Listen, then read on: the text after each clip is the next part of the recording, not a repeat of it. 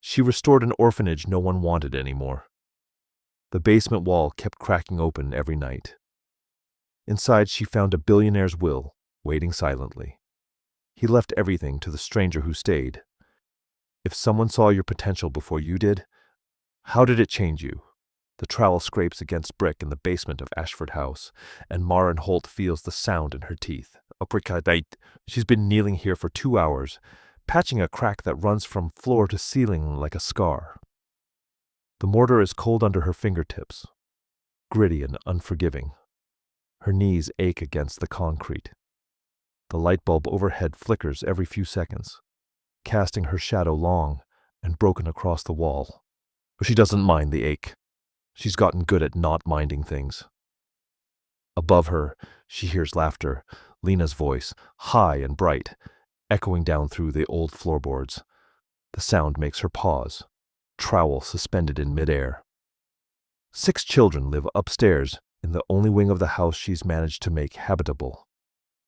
6 lives depending on walls she's holding together with borrowed money and something close to faith. 8 months ago, she bought this place with a small inheritance from her mother and a construction loan she's still not sure she can repay. The building had been abandoned for 12 years before she found it. Windows shattered, roof sagging, basement flooded with rainwater and rot. The realtor called it a teardown. Maren called it hers. She didn't tell anyone she had no training for this. No degree in architecture or social work. No plan beyond the certainty that this place needed someone. And she needed to be needed. The basement smells like damp stone and old wood. The kind of smell that clings to your clothes and follows you into sleep. She's gotten used to that too. The hum of the pipes overhead is constant, a low vibration that feels like the house breathing. Sometimes she wonders if it's alive in the way broken things can be. Still standing, still fighting. Her hands are rough now, fingernails cracked and lined with dirt she can never quite wash out. There's cold sweat on the back of her neck despite the chill in the air. She wipes her forehead with the back of her wrist and stares at the wall in front of her. It's just brick. Just structure. Just something that needs fixing. But lately, she's been spending more time down here than she should. More time pressing her palms against the rough texture of the mortar, listening to the silence between the children's footsteps above. She tells herself it's because the foundation is the most important part. If the foundation fails, everything else falls. She doesn't let herself think about what happens if she's the thing that fails. The crack she's working on is wider than it should be, older than the others. She's patched it twice already, but it keeps reopening, like the house is refusing to heal in that one spot. She runs her thumb along the seam and feels the cold seep through. Lena's laughter rings out again, louder this time, followed by the thud of small feet racing across the floor. Maren smiles without meaning to. Lena is 7 years old and draws pictures of houses with hearts on the doors. She tapes them to the peeling walls upstairs, little bursts of color against the cracked plaster. Maren has kept every single one. She picks up the trowel again, scoops more mortar from the bucket beside her, and presses it into the crack with careful, deliberate pressure. The work is meditative, repetitive. It keeps her hands busy and her mind quiet. But tonight, the quiet feels different. She finishes the patch and sits back on her heels, studying her work. The wall looks solid now, stable, but there's a hollow feeling in her chest that won't settle. She presses her palm flat against the cold brick, fingers spread wide, as if she could feel the house's heartbeat beneath the surface. For a moment, she closes her eyes and just listens. The hum of the pipes, the creak of the floorboards, the faint echo of a child's voice calling someone's name. She doesn't know why this place matters so much to her. She only knows that it does, that she would rather break herself fixing it than walk away and let it crumble. Her hand stays pressed against the wall, and she feels something she can't name. A pull, a weight, a a question the house is asking that she doesn't have the answer to yet. She pulls her hand back slowly, studying the mortar drying in the seams. She didn't know yet that some walls don't just hold up buildings, they hold up lies. Morning light filters through the broken windows of Ashford House, pale and thin, cutting stripes across the kitchen floor. Maren stands at the stove, stirring oatmeal in a dented pot, while the kettle whistles behind her. The kitchen is barely functional. One working burner, a fridge that hums too loud, cabinets with doors that hang crooked on their hinges. But it's warm, and it smells like burnt toast and fresh paint from the hallway she finished yesterday. The children shuffle in, one by one, hair messy from sleep, eyes still soft with dreams. Lena is last, carrying a folded piece of paper in her hand. She slides into the chair closest to Maren and smooths the papers flat on the table. "I made this for you," she says. Maren glances over and sees it. A house drawn in crayon, bright red with a yellow door and a heart in the center. The lines are wobbly but deliberate. Lena has written "home" across the top in uneven letters. Maren's chest tightens in a way she doesn't expect. She wipes her hands on her jeans and kneels beside the chair, studying the drawing like it's something sacred. "It's perfect," she says quietly. Lena beams. "Can we put it on the fridge?" "Absolutely." Maren tapes it beside two others. A sun, a cat, a tree with too many branches. The fridge is covered in drawings now, little bursts of color against the chipped white surface. She steps back and looks at them, and for a moment, the weight in her chest feels lighter. One of the older boys asks if there's juice. Another wants to know if they can play outside after breakfast. Maren answers each question with the kind of patience she didn't know she had 8 months ago. She pours oatmeal into mismatched bowls and sets them on the table, watching as the children eat and talk over each other, their voices filling the room with a noise that feels like life. Lena tugs on her sleeve. "Why did you pick this house?" Maren pauses, spoon halfway to her mouth. She sets it down and meets Lena's eyes. Wide, curious, waiting. "It needed someone," she says simply. Lena tilts her head. "But why you?" Maren doesn't have an answer for that. Not one that makes sense. So she smiles and brushes a strand of hair from Lena's face. "Maybe because I needed it too." Lena seems satisfied with that. She goes back to her oatmeal, humming something tuneless and sweet. The children don't know that Maren has no formal training, no degree in social work or child care, no staff to help her, no safety net if this all falls apart. They don't know she lies awake some nights, calculating how many months she has before the loan payments crush her. They just know she's here, and for now that's enough. After breakfast, she clears the bowls and wipes down the table. The children scatter, some to the makeshift playroom, others outside to the patch of yard she's cleared of debris. The house settles into its daytime rhythm.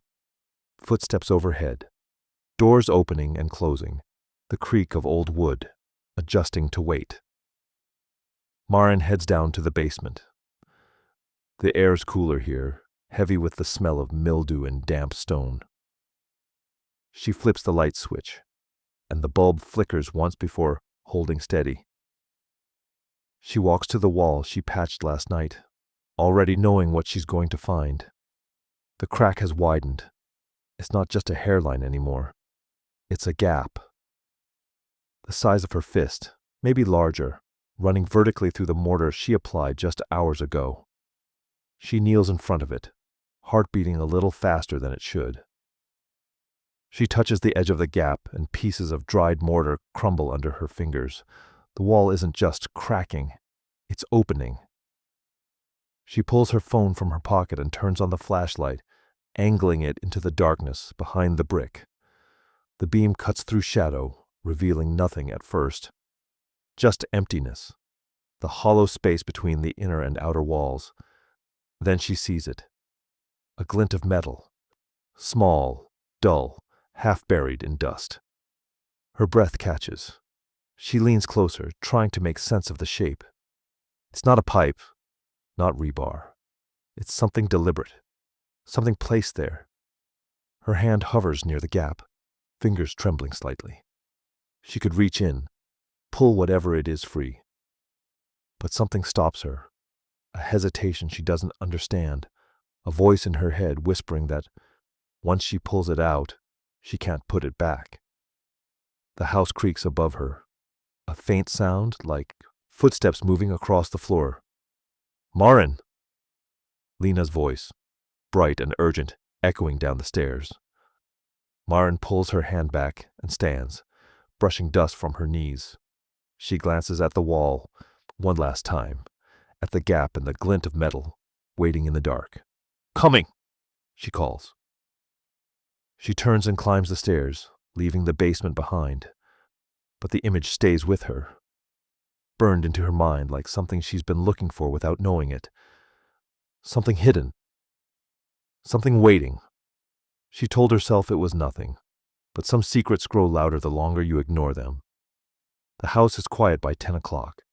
The children are asleep upstairs, their breathing soft and even through the thin walls. Martin stands in the kitchen, staring at the fridge covered in crayon drawings. Lena's house with the heart on the door is front and center, the colors bright against the white surface. She traces the edge of the paper with her fingertip. This is why she's here. This is what matters. But the glint of metal in the basement wall has been burning in her mind all day, refusing to fade. She's tried to ignore it. Made dinner, helped with homework, read a story before bed. But now in the silence, there's nothing left to distract her. She grabs a flashlight from the drawer and heads downstairs. The basement is colder at night, the air heavy and still. She flips the light switch, and the bulb flickers twice before settling into a dim glow. She crosses to the wall and kneels in front of the gap, shining the flashlight inside. The metal is still there, waiting. She goes back upstairs and returns with a crowbar from the toolbox in the hall closet. She's not sure when she made the decision to open the wall, only that it feels inevitable now, like something she was always going to do. She wedges the crowbar into the gap and pries gently at first, testing the resistance. The brick shifts easier than she expects, mortar crumbling away in chunks. She works carefully, deliberately, pulling one brick free and then another. The wall opens like a mouth, revealing the hollow space behind it. Dust clouds the air, and she coughs, waving it away with her hand. The bricks scrape against each other as she stacks them on the floor beside her. Her breath quickens, not from exertion, but from something closer to fear or anticipation. The gap widens until it's large enough for her to reach inside. She shines the flashlight into the hollow and sees it clearly now. A steel box, no bigger than a shoebox, sitting on a wooden ledge built into the wall. It's covered in a thick layer of dust, undisturbed for years, maybe decades. Her hands tremble as she reaches in and lifts it free. It's heavier than it looks, solid and cold against her palms. She sets it on the floor in front of her and stares at it, heart pounding in her chest. There's no lock, just a simple latch, tarnished with age. She wipes her hands on her jeans and flips the latch open. The lid lifts with a faint creak, and inside, resting on a bed of faded fabric, is a single envelope. The paper is thick, yellowed at the edges, sealed with red wax that's cracked but still intact. The front is addressed in careful, handwritten script. To the keeper of Ashford House. Marin's chest tightens. She doesn't remember being called a keeper. She's just someone who bought a broken building and tried to fix it. Just someone who didn't know where else to go. But the words stare back at her, deliberate and certain, as if they've been waiting for her all along. She picks up the envelope with both hands, feeling the weight of it. The wax seal is embossed with a simple design. 2 interlocking circles, worn smooth by time. She runs her thumb over it, hesitating. Once she breaks it, there's no going back. She takes a breath and cracks the seal. The wax crumbles between her fingers, falling onto her lap in small red fragments. She pulls the letter free. Several pages, folded carefully, the paper slick and cool to the touch. Her hands shake as she unfolds it. The handwriting is elegant, precise, written in black ink that's faded but still legible. She angles the flashlight and reads the first line. "If you're reading this, you've already done what I could not." She stops, reads it again. "If you're reading this, you've already done what I could not." Her breath catches. She doesn't understand yet, but something in the words feels too specific, too personal. This wasn't written for just anyone. It was written for someone who would come here, someone who would stay, someone like her. She lowers the letter to her lap and stares at the wall, at the hollow space she's just opened, at the bricks scattered around her feet. The house creaks above her, a soft sound like something settling, and for a moment, she feels like she's not alone. Like whoever wrote this letter is standing in the room with her, watching, waiting to see what she'll do next. She picks up the letter again, her hand steadier now, and keeps reading. She read the first line 3 times before she understood. This wasn't meant for a stranger. It was meant for her. The letter is 7 pages long, written in careful, elegant cursive that flows across the paper like something from another era. Maren sits cross-legged on the basement floor, the flashlight propped against a brick beside her, and reads, "If you're reading this, you've already done what I could not. My name is Callum Vera. You don't know me, and I will never know you, but I believe we understand each other in the way that matters most. We both know what it means to try to save something broken." She reads the name twice, trying to place it. Callum Vera. It sounds vaguely familiar. The kind of name you hear in passing and forget. She keeps reading. "I built an empire. Steel, shipping, real estate. Things that made me wealthy beyond measure. But wealth doesn't fill the rooms where your family used to be. It doesn't bring back the people you lose. Too young." There's a coffee stain on the corner of the page, faded brown and years old. She touches it lightly, as if she could feel the moment it was made. A man sitting at a desk, writing this letter, with a cup growing cold beside him. "I lost my wife and daughter in a car accident 35 years ago. After that, I had money and time and no idea what to do with either. So I bought this house, Ashford House, with one purpose: to turn it into a place where children who had lost everything could find a home." Maren's breath catches. She glances around the basement, at the exposed brick and crumbling mortar, at the house that's been falling apart for as long as she's known it. This place was supposed to be an orphanage. She looks back at the letter. "I hired architects, contractors. I had plans drawn up for 20 bedrooms, a library, a garden. I wanted it to be beautiful. I wanted it to be the kind of place where broken things could grow again. But I died 3 weeks before construction began." The words hit her like a physical thing, cold and final. She imagines him. This man, Callum Vera, planning every detail, dreaming of children's laughter filling the rooms, never getting to see it happen. My executors didn't understand. They saw a half-finished project and an opportunity to liquidate.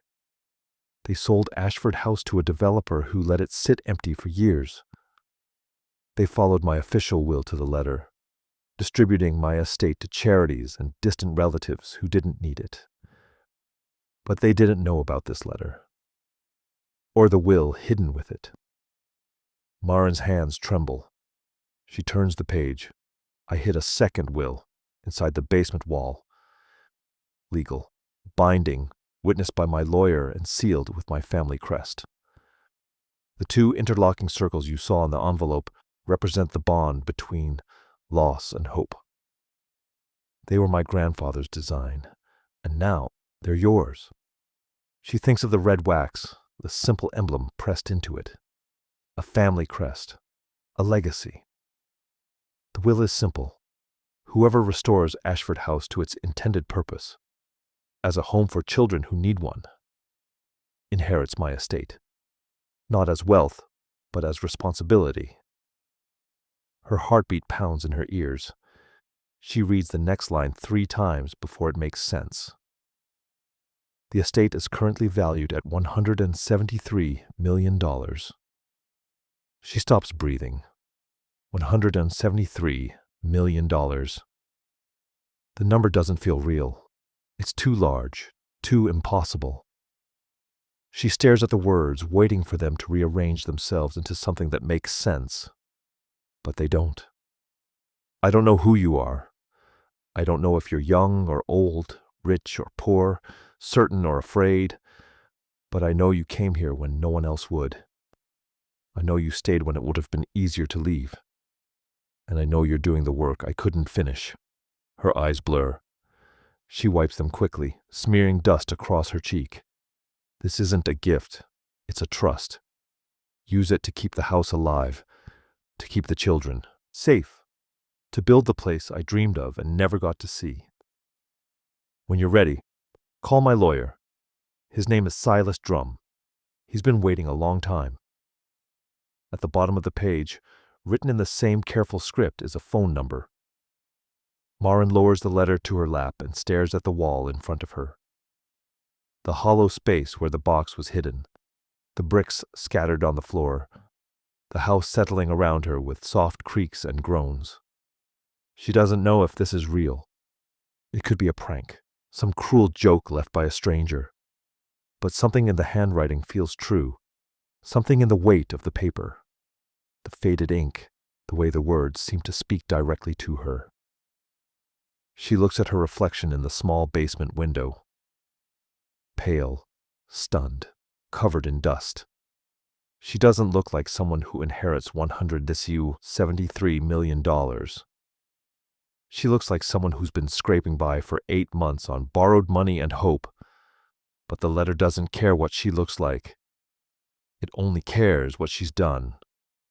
The house creaks above her, a long, slow sound, like something exhaling. The silence after is so thick it hums, pressing against her ears. She folds the letter carefully and sets it on the floor beside her. Then she sits down fully, legs stretched out in front of her, back against the cold brick wall. She's not kneeling anymore, not working, not fixing.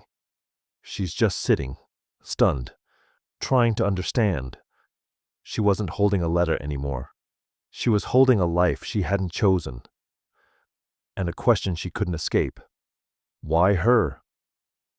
Marin doesn't call the number for 3 days. She carries the letter with her everywhere, folded carefully in her jacket pocket, the paper soft from being touched too many times. She goes through the motions. Breakfast with the children, patching the leaking pipe in the upstairs bathroom, reading bedtime stories with a voice that sounds steadier than she feels. But at night, alone in her room, she pulls out the letter and reads it again. The words never change, but her understanding of them does. When you're ready, call Silas Drum. She doesn't feel ready. She doesn't know if she ever will. On the 3rd morning, Lena hands her another drawing at breakfast. The same house, the same heart on the door, but this time there's a woman standing in front of it. Stick arms, smile like a crescent moon. That's you, Lena says, pointing. Marin stares at the drawing, throat tight. She folds it carefully and slips it into her pocket beside the letter. That afternoon, she locks herself in the basement and dials the number. It rings once, twice. A man answers on the third ring, his voice warm and measured. Silas Drum. Her hands shake. My name is Maren Holt. I found a letter. In a wall. At Ashford House. There's a pause and then a long, slow exhale. I've been waiting a very long time for this call. 2 days later, she sits in his office downtown. The room is wood-paneled and formal, lined with framed diplomas and leather-bound books. The chairs are deep and comfortable, the kind that smell faintly of old cologne and expensive coffee. Traffic hums outside the tall windows, muffled and distant. Silas Drum is 71 years old, silver-haired and careful in his movements. He sits across from her with the kind of patience that comes from spending decades waiting for something to happen. He pulls a folder from his desk drawer and sets it between them. This is the original will, notarized, sealed, witnessed by 2 colleagues who have since passed. Maren stares at the folder. She doesn't open it. It's legitimate, Silas says gently. Binding, legal in every way that matters. Her breath is shallow, uneven. She reaches into her pocket and touches Lena's drawing, the paper smooth and familiar, under her fingertips. There's a condition, Silas continues. You must continue operating Ashford House as an orphanage for at least 10 years. After that, the estate becomes yours outright, to use, donate, or dissolve as you see fit. 10 years. She's barely survived 8 months. What if I can't? Her voice cracks. What if I'm not good enough? Silas leans forward, hands folded on the desk. Callum knew what he was doing. He didn't want someone perfect. He wanted someone who would stay. But why didn't he tell anyone? The question burst out of her, raw and desperate. Why hide it in a wall for 30 years? Silas smiles, sad and knowing. He wanted someone who would do it without the money. Someone who already loved the place. The words land like a physical blow. She thinks about the 8 months she spent there. The mornings making breakfast in a broken kitchen. The nights patching walls with borrowed tools. The children's laughter echoing through rooms she's held together with duct tape and hope. She didn't do it for money. She did it because she didn't know where else to go. And somehow, that was exactly what Callum Vera was looking for. Her eyes blur. She blinks hard, but the tears come anyway, hot and unstoppable. She covers her face with her hands, shoulders shaking. Silas doesn't say anything. He just slides a box of tissues across the desk and waits. She's not crying from joy. She's crying because, for the first time in her life, someone sees her. Not what she's failed at, not what she's lost, but what she's managed to build in the wreckage. Maybe inheritance isn't about deserving it. Maybe it's about becoming the person who can carry it. If you've ever been chosen for something you didn't think you earned, let me know. Subscribe. Wait, because some stories are about learning you were enough all along. She wipes her eyes and takes a shaky breath. What do I do now? Silas hands her the folder. You sign the paperwork. I transfer the first installment to cover immediate repairs and operating costs. And then you keep doing what you've already been doing. She opens the folder with trembling hands. Inside are pages of legal documents, dense, with language she doesn't fully understand. But at the top of the first page, in clear, simple text, it says, Estate of Callum Vera. Total valuation, $173 million. She reads it 3 times. The number still doesn't feel real. He really believed someone would come, she whispers. He did, Silas says, and he was right. She signs her name at the bottom of each page, her handwriting shaky but deliberate. When she's finished, Silas countersigns as executor and slides the documents into a leather portfolio. You'll receive the full estate details within the week, he says, but for now, this should cover what you need. He writes a number on a slip of paper and hands it to her. She stares at it. $50,000. Enough to fix the roof. Hire help. Buy real beds for the children. Enough to stop holding her breath every time she opens a bill. "Thank you," she says, but the words feel too small. Silas stands and extends his hand. She shakes it, his grip firm and warm. "Callum would have liked you," he says softly. She doesn't know how to respond to that, so she just nods. She leaves the office with the folder tucked under her arm, stepping out into the late afternoon sunlight. The city moves around her. Cars, voices, the distant wail of a siren. But she feels separate from it, like she's moving through water. In her pocket, Lena's drawing is folded next to the letter. She has everything she needs now. Money. Legitimacy. A future that extends beyond the next loan payment. But all she can think about is the man who wrote the letter. The man who died before he could see his dream come true. She left the office with a folder full of papers and a heart full of questions. The biggest one, what if she failed him? Maren drives back to Ashford House with the folder on the passenger seat and Lena's drawing still folded in her pocket. The sun is setting by the time she pulls into the gravel driveway, casting long shadows across the yard. Inside, the house is warm and alive with noise. The children are finishing dinner, voices overlapping in the kitchen. One of the older boys is arguing about whose turn it is to wash dishes. Lena is humming something tuneless while coloring at the table. Maren stands in the doorway, watching them. They don't know yet. They don't know that everything has changed, that the roof will be fixed, that there will be heat all winter, that she won't have to choose between groceries and electricity anymore. But they also don't know that she's terrified. Lena looks up and smiles. "You're home." Maren forces a smile back. "I'm home." She helps clean up after dinner, moving through the motions with a mind that's somewhere else. The children scatter to their rooms, and the house settles into its nighttime rhythm. Creaking floors, distant giggles, the hum of the old furnace struggling to keep up. She stands in the kitchen, staring at Lena's drawing on the fridge. The house with the heart, the stick figure woman standing in front of it. "That's you." Her chest tightens.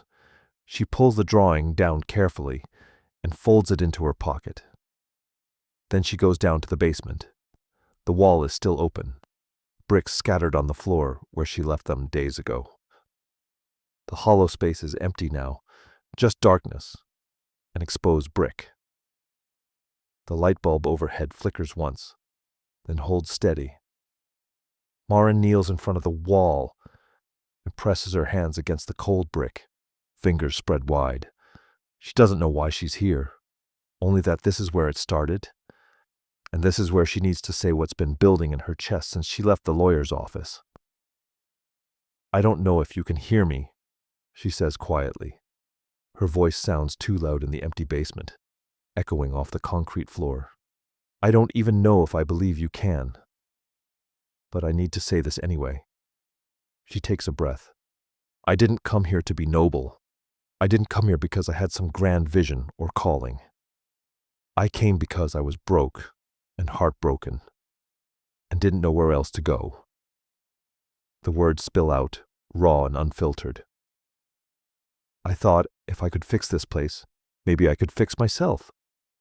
Like if I worked hard enough, if I patched enough walls and painted enough rooms, I'd stop feeling like I was falling apart."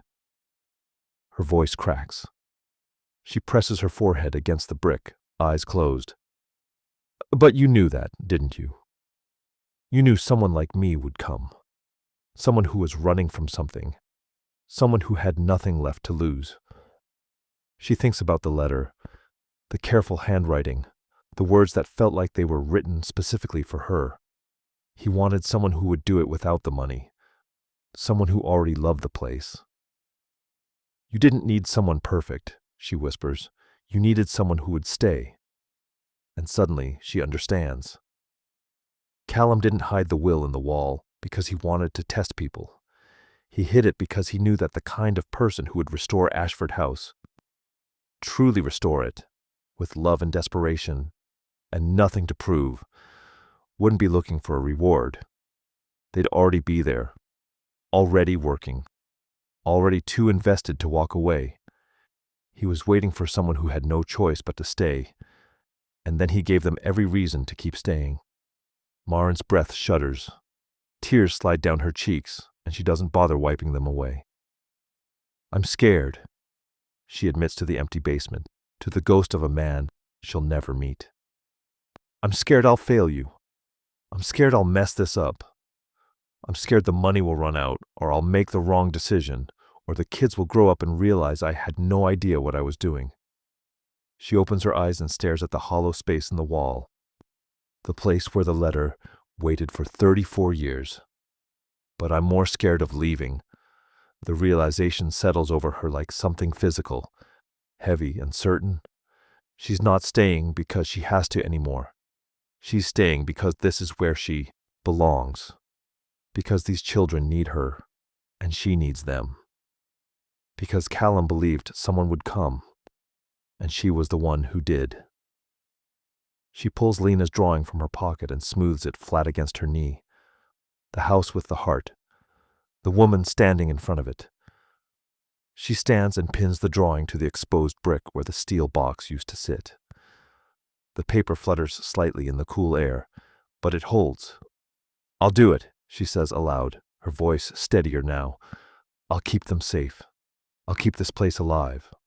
I'll build what you couldn't finish." She presses her palm flat against the wall, one last time, as if sealing a promise. "Not because I'm perfect, not because I have all the answers, but because I'm here and I'm not leaving." The house creaks above her, a soft sound, like something exhaling. She stands in the quiet for a long moment, feeling the weight of the promise settle into her bones. It doesn't feel light. It doesn't feel easy, but it feels right. She turns and climbs the stairs, leaving the basement behind. The hollow space in the wall is empty now, no longer hiding anything. Just brick and shadow, and a child's drawing pinned where a secret used to be. The wall was gone. The secret was out.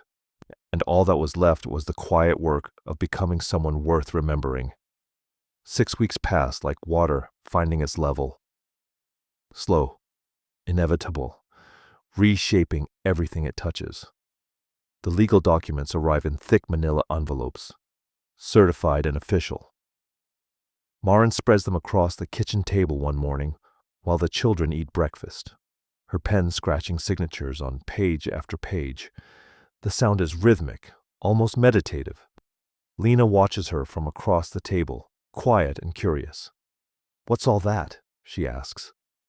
Marin looks up, pen paused mid-signature. "Paperwork. Boring, grown-up stuff." "Does it mean you're staying?" The question lands softly, but Marin feels the weight of it. She sets the pen down and meets Lena's eyes. "Yes," she says simply. "I'm staying." Lena smiles, bright and certain, and goes back to her cereal. Marin signs the last document and slides the stack into the return envelope.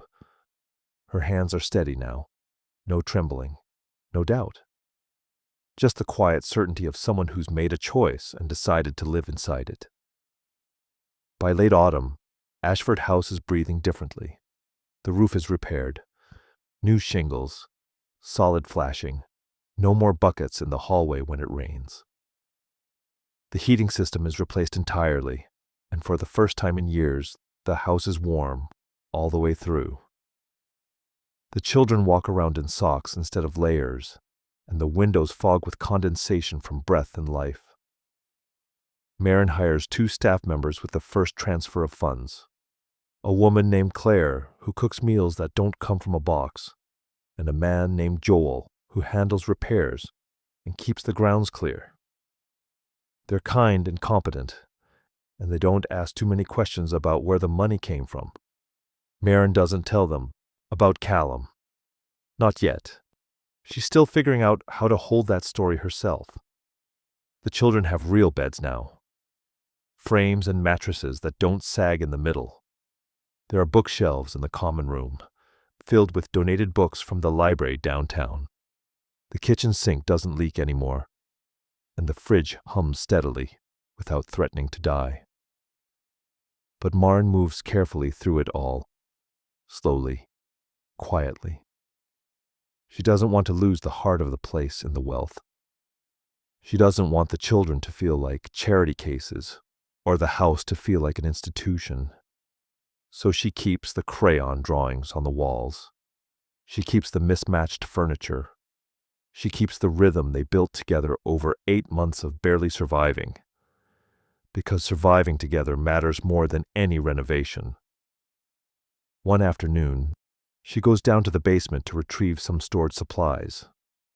The hollow in the wall is still there. Bricks neatly restacked, but the gap visible. Lena's drawing is pinned where the steel box used to sit. The paper slightly faded now, but still holding. Maren stops in front of it, staring at the house with the heart. The stick figure woman standing in front. That's you. She reaches out and touches the edge of the paper, careful not to tear it. This is what Callum left her.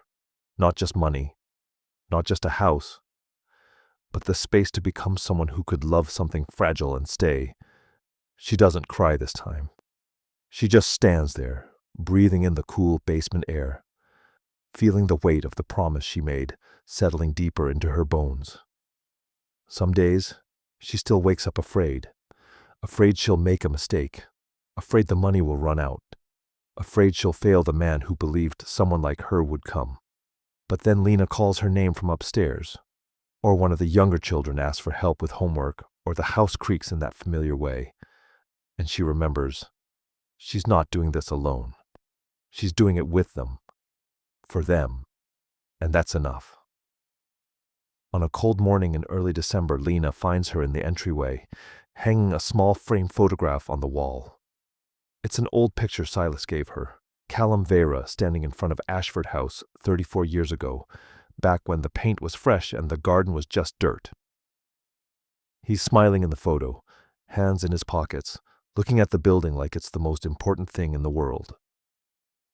Beneath the frame, Maren has added a small brass plaque, in memory of Callum Vera, who dreamed of a home for the lost and left a map for the ones who would find it. Lena reads it aloud slowly, sounding out the bigger words. Who's Callum? Maren kneels beside her, adjusting the frame so it hangs straight. Someone who loved this place before we did. Someone who wanted kids like you to have somewhere safe. Lena tilts her head, studying the photograph. Did you know him? No, Maren says softly, but I think he knew me. Lena doesn't ask what that means. She just reaches out and takes Maren's hand, small fingers wrapping around hers. Are you staying forever? She asks again. Maren looks at her. This child who drew a house with a heart, who believed in her before she believed in herself. And smiles without hesitation. Yes, she says. Forever. Lena hugs her then, small arms fierce and trusting, and Maren holds her close, breathing in the smell of soap and fresh bread from breakfast. This is what Callum wanted. Not a monument, not a plaque or a legacy carved in marble. Just this. A child feeling safe enough to ask if someone will stay, and someone staying. That evening, after the children are asleep, Maren walks through the house slowly, touching the walls like they're alive. The kitchen where Claire is cleaning up from dinner. The common room with its mismatched furniture and shelves full of books. The staircase with its newly repaired banister. The bedrooms upstairs, each one warm and quiet. She ends in the entryway, standing in front of Callum's photograph. I'll make sure they know your name, she whispers. The house creaks softly, settling into the cold night. It sounds almost like an answer. She thinks about the man in the photograph. The one who built an empire and lost everything that mattered. Who bought a house and hid a will in its walls. Who believed someone broken would come and choose to stay. He never got to see this, never got to hear the laughter echoing through the rooms or watch children grow up safe and loved. But he made it possible. And that, Marin realizes, is its own kind of forever. She turns off the lights and climbs the stairs to her room, leaving Callum's photograph watching over the quiet house. Some legacies aren't carved in stone. They're written in the laughter of children who will never know the man who saved them. 1 year after finding the will, Ashford House stands solid against the autumn sky, its roof intact, its windows clear, its walls no longer held together by hope and duct tape. 23 children live here now, their voices filling the rooms with a kind of noise that sounds like belonging. 6 staff members move through the daily rhythms: breakfast, homework, bedtime stories, with the ease of people who've found their place. Marin has turned down 3 interview requests from local news stations. She's declined invitations to speak at fundraisers and galas. The story of Callum Vera and the hidden will has stayed quiet, known only to her, Silas, and the people who help keep this place running. But today, she's unveiling something small and permanent. The children gather in the entryway, curious and restless. Claire stands in the doorway to the kitchen, wiping her hands on a towel. Joel leans against the wall, arms crossed, smiling. Marin stands beside the front door, her hands steady as she removes the cloth covering a bronze plaque mounted on the wall. The metal gleams in the afternoon light, the engraving simple and clear. Ashford House, founded by Callum Vera, restored by love, sustained by those who stay. Nina steps forward and reads it aloud, her voice careful and proud. The other children lean in, fingers tracing the letters. "Who's Callum?" one of the younger boys asks. Marin kneels beside him, her hand resting on his shoulder. Someone who believed in second chances, just like us. "Did he live here?" Lena asks. "No," Marin says softly, "but he dreamed it. And sometimes dreams live longer than the people who have them." The children don't fully understand yet, but they will. Someday when they're older, they'll walk past this plaque and remember that someone they never met loved them enough to build them a home. The group disperses slowly, back to games, back to homework, back to the routines that make this place feel like theirs. Marin stays in the entryway, staring at the plaque, her fingertips brushing the cool metal. Behind her, laughter echoes down the hallway. Someone drops a book upstairs. The house creaks, settling into the weight of all these lives. She thinks about the letter, the one she still keeps in her desk drawer, the line that changed everything. "If you're reading this, you've already done what I could not." She closes her eyes and whispers, so quietly no one else can hear. "No, we did it together." That night, after the children are asleep and the staff have gone home, Marin sits on the front steps of Ashford House. The air is cool and still, the kind of autumn night that smells like wood smoke and turning leaves. The porch light casts a soft glow across the yard, illuminating the garden that's finally starting to take shape. There are still weeds. The paint is chipping in places. The fence needs mending, but it's alive. And so is she. She pulls her jacket tighter and looks up at the house. At the lit windows, the solid roof, the door with its bronze plaque catching the light. It's not perfect. It never will be. But it's whole. A year ago she was kneeling in a basement, patching a crack in a wall, wondering why she couldn't walk away from a place that was falling apart. She thought she was broken. She thought fixing the house would fix her. She was wrong about that. The house didn't fix her. It gave her something to love when she'd forgotten how. It gave her children to care for when she'd stopped believing she had anything left to give. It gave her a reason to stay when leaving would have been easier. And staying, just staying, turned out to be the thing that mattered most. She thinks about Callum Vera, the man who built an empire and lost the only things that mattered. The man who bought this house and hid a will in its walls, betting everything on the belief that someone would come. Someone broken. Someone with nowhere else to go. Someone who would stay not because they had to, but because they couldn't imagine leaving. He never got to see this. Never got to hear the laughter or watch the children grow. Never got to know that his dream didn't die with him. But he made it possible, and that's its own kind of forever. Maren stands and walks to the doorway, resting her hand on the solid frame. She looks back at the house one more time, at the rooms glowing with warmth, at the plaque beside the door. She's not the same woman who bought this place with a small inheritance and a construction loan. She's not the same woman who spent 8 months holding her breath, terrified the whole thing would collapse. She's someone who learned that inheritance isn't about what you deserve. It's about what you're willing to carry. It's about showing up when no one's watching and staying when it gets hard and loving something broken until it remembers how to be whole. Callum didn't leave her money. He left her a choice. And every day, she chooses to stay. She steps inside and closes the door behind her, the sound soft and final. The house settles around her, warm and quiet, full of sleeping children and dreams that outlive the man who first dreamed them. Some inheritances aren't about what you're given, they're about what you give back.